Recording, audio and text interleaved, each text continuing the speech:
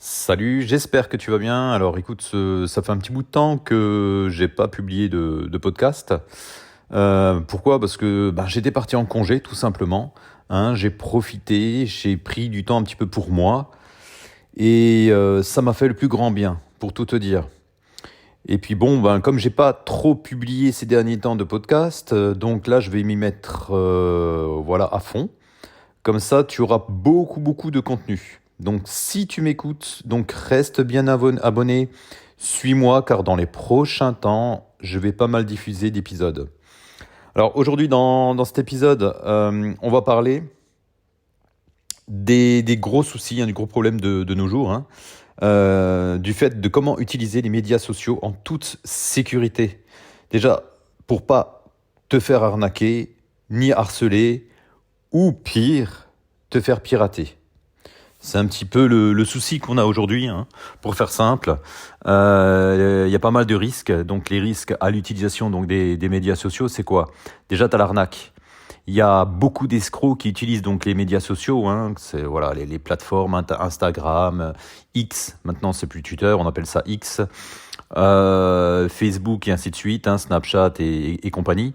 Donc, pour cibler des gens, on va dire, assez fragiles et leur soutirer de l'argent ou des infos personnelles. Tu as également ce qu'on entend régulièrement dans les médias et malheureusement, ça touche les jeunes et c'est de pire en pire. Ça devient quand même, on va dire, exponentiel, puisque voilà, il y a pas mal de soucis avec les problèmes scolaires au niveau des petites jeunes qui se font harceler ou des jeunes garçons qui se font harceler. Donc le harcèlement, donc les médias sociaux donc peuvent être utilisés pour harceler ou intimider les gens, en particulier les femmes et les enfants. Donc si tu as des enfants, sois bien vigilant par rapport aux solutions qu'ils utilisent à ton domicile déjà, et puis dans leur milieu scolaire. Surveille bien les réseaux sociaux, essaye de lire un petit peu les messages qu'ils diffusent et les messages surtout qu'ils reçoivent aussi. Essaye de voir les fréquentations, notamment dans leur messagerie. Même aussi, fais attention dans les jeux vidéo aussi, parce que tu sais, tu peux très bien discuter avec des personnes qui se font passer pour des ados ou des jeunes enfants et finalement, en face, à l'autre bout du réseau, malheureusement, ça peut être des personnes de 50 ans, de 40 ans et ainsi de suite, mais de 60 ans, qui sont passés pour des jeunes et puis qui essayent justement de piéger nos enfants. Donc, vigilance à ce niveau-là. Tu as également, malheureusement, il y a de plus en plus de soucis à ce niveau-là, c'est le piratage. Donc, les pirates peuvent accéder à tes comptes de médias sociaux pour voler tes informations perso et diffuser des fausses informations en ton nom. Donc ça, c'est aussi un gros problème. Donc il y a plusieurs mesures qu'on peut prendre justement pour se protéger par rapport à cela, notamment en augmentant la sécurité donc, sur les différents réseaux. Donc là, je vais te donner quelques conseils à appliquer, du moins si tu les connais pas, ou si tu les connais mais que tu les appliques pas ou tu te laisses un petit peu aller, ça va te permettre d'avoir quand même une sacrée mise à jour, tu vois, par rapport à ça. Donc déjà, la règle numéro 1, on va dire pour faire simple, c'est d'être prudent avec les informations que l'on partage. Souvent, quand il y a des faits divers, on a souvent tendance à commenter un petit peu, à se laisser aller, on est fâché parce que peut-être la personne elle a commis un grand méfait, et on va laisser des commentaires, par exemple sur Facebook, sur Instagram, sur X. Maintenant il y a Thread qui est là de Facebook, de Meta, d'Instagram. Donc vigilance à ce niveau-là, vigilance à ce que tu laisses comme info sur Internet. Déjà ne partage jamais d'informations personnelles telles que ton adresse, ton numéro de téléphone et évidemment ton numéro de carte de crédit avant de faire un achat sur Internet. Sois vigilant, d'accord ?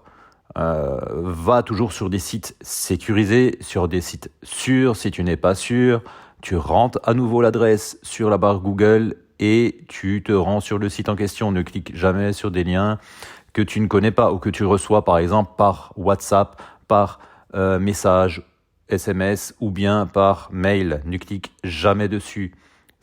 Quand il y a un doute, moi je dis il n'y a pas de doute. Ça c'est un petit peu la phrase basique mais hyper importante. Il y a un doute, il n'y a pas de doute. Donc dès que tu as un doute, tu vas tout mettre en œuvre pour te mettre en sécurité. Évidemment aussi, il faut que tu sois sceptique face aux messages que tu reçois. Donc si tu reçois un message d'une personne que tu ne connais pas, évidemment, ne clique pas sur les liens.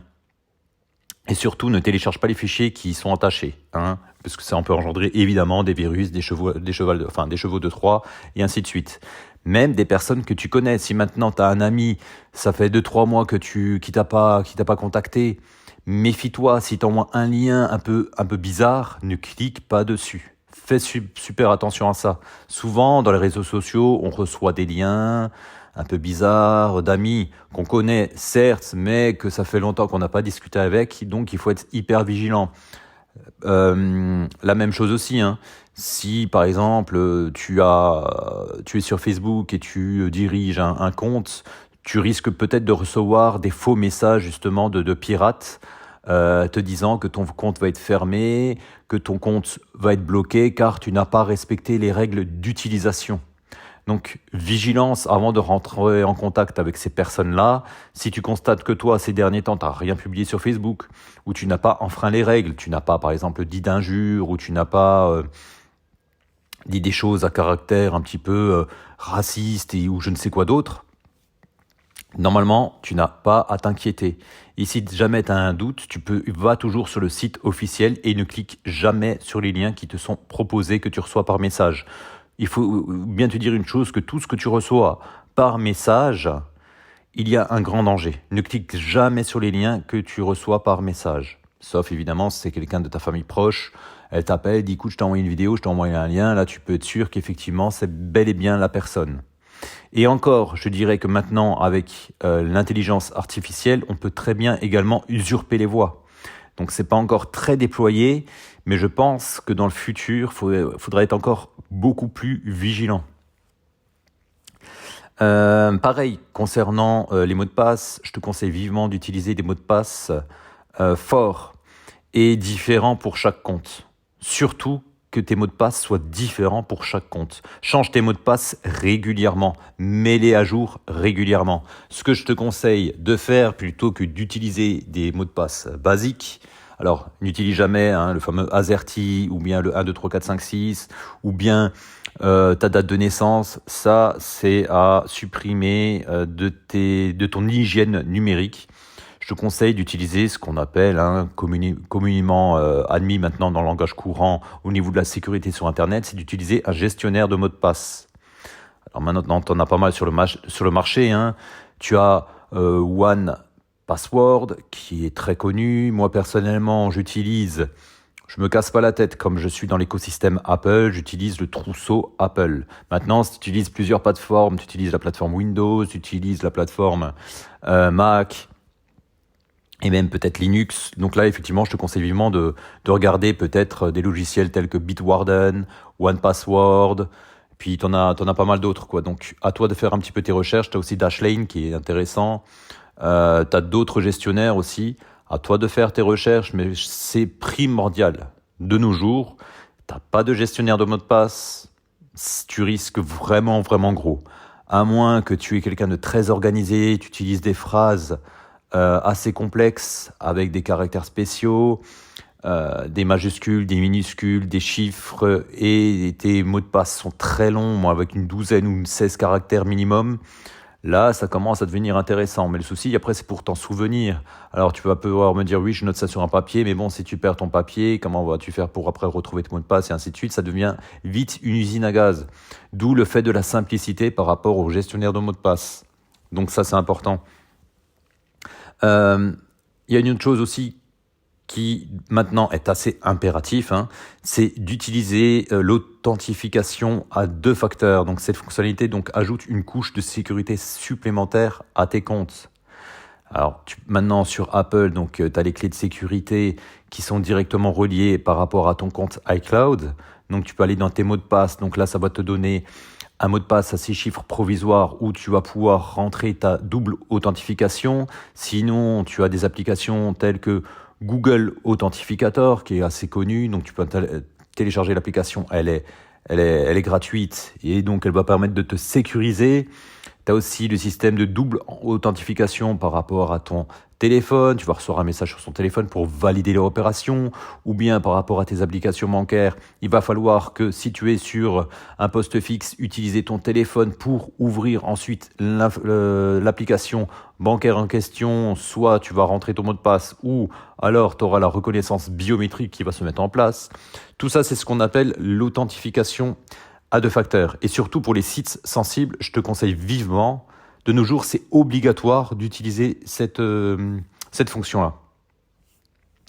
Donc ça, c'est quand même la base. Donc comme je te l'ai dit, fais attention aux liens sur lesquels tu cliques, surtout lorsque tu reçois énormément de spam dans ta boîte mail. Sois vigilant par rapport à ça. Sois prudent également avec les applications que tu installes sur ton téléphone, sur ton ordinateur. Sois super vigilant. N'installe que des applications de sources fiables. C'est pour ça que si tu es sur Android, installe des applications qui sont présentes sur le Google Store. Évite les plateformes d'applications alternatives. Sois vigilant par rapport à ça. Prends les sources officielles. Google, le Google Play Store, c'est une source officielle d'applications. Donc théoriquement, c'est sécurisé. Tu as beaucoup moins de risques. Si tu es sur Apple, donc tu utilises forcément l'Apple Store. Donc les plateformes de store alternatifs, c'est quand même un grand danger. C'est pas pour rien que Apple était vachement réticent par rapport à l'utilisation des différents stores alternatifs, même si maintenant je sais qu'en Europe ça va justement changer par rapport à cela. Et évidemment, protège ton appareil. Donc tu peux installer un antivirus si tu es sur Windows, c'est vivement conseillé. Un pare-feu également. Et puis, autre chose, ce qui est primordial de nos jours, ce qui est même obligatoire et que je conseille dès aujourd'hui de le dire à toute ta famille, à tes proches notamment, c'est de mettre à jour leur appareil. Combien il y a de personnes, ça fait 6 mois, qui n'ont pas mis à jour leur smartphone, leur dernière version, par exemple, si tu es sur Apple iOS, d'accord ? Ou si tu es sur Android, leur dernière version d'Android. Pareil pour Windows, mets à jour le dernier logiciel Windows. Sur Mac, tu mets à jour la dernière version par exemple, là on est sur Mac OS Sonoma, tu mets la dernière version de mise à jour. Ça, c'est super important, c'est primordial de vérifier régulièrement les mises à jour. Ça, c'est quand même la base de la sécurité. Donc voilà, ces conseils, tout simplement, ça va t'aider à réduire le risque lié à l'utilisation des médias sociaux. Donc sois hyper prudent par rapport à ça. D'accord ? C'est basique, ce que je te dis. Mais si tu le fais pas, il y a beaucoup de personnes que je constate, elles le savent très bien par rapport au mot de passe. Elles n'utilisent pas de gestionnaire de mot de passe. Par rapport au fait de mettre à jour leur appareil, elles laissent traîner. 2, 3 mois, 4 mois de non mise à jour, ça peut entraîner des dangers. Surtout que dans les mises à jour, il y a régulièrement des corrections de failles de sécurité. Donc c'est pour ça, c'est important, par exemple, d'avoir une petite routine. Je te conseille de mettre une routine en place. Par exemple, toutes les 2 semaines, tu vérifies, tu fais en sorte, par exemple, tous les dimanches, toutes les 2 semaines, tu vas mettre en place une routine de vérifier, par exemple le matin, que tous tes appareils électroniques soient à jour, tout simplement. Comme ça, tu n'auras plus besoin d'y penser et ce sera fait automatiquement. Voilà, donc n'hésite pas à me laisser un petit commentaire si ça t'intéresse. Dans tous les cas, moi j'ai terminé pour cet épisode. Je te souhaite de passer une très bonne journée si tu m'écoutes en journée, ou une bonne soirée si tu m'écoutes le soir. Et je te dis rendez-vous à très très bientôt, car crois-moi, je vais pas mal diffuser dans les prochains temps. Salut chez toi.